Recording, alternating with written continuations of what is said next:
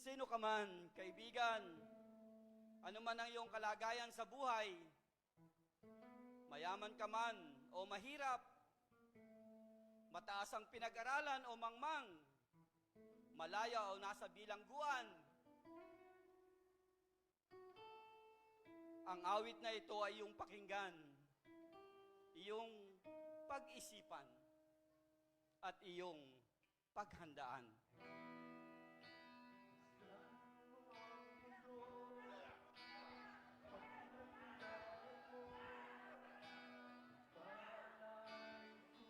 Siklab, himagsikan ay laganap. At sa dako naman na walang kaguluhan, tao'y nagpapasasa sa makamundong gawa.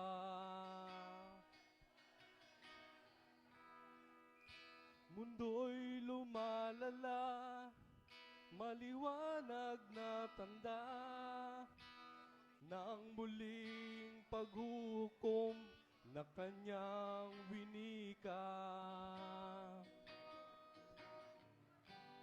At sa iyong pagninilay-nilay, damahin mo ang mensaheng taglay na tayo'y maging handang naghihintay sa anak ng Diyos na buhay.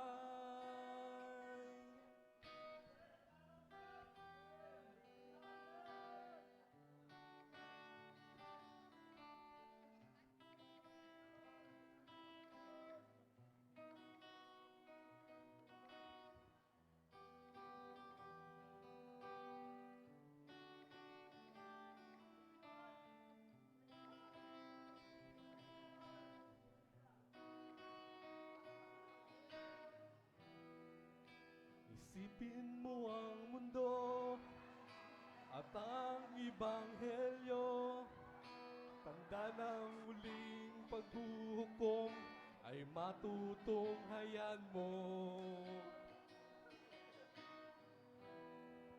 Pagtalinong sobra ng tao ay isa sa mga ito, sa kapangyarihan at sa lapi ay di na nakontento. Mundo'y lumalala, maliwanag na tanda ng muling paghuhukom na kanyang winika. At sa iyong pagninilay-nilay, damahin mo ang mensaheng taglay na tayo'y maging handang naghihintay sa anak ng Diyos na buhay. Sa anak ng Diyos na buhay. Sa anak ng Diyos na buhay.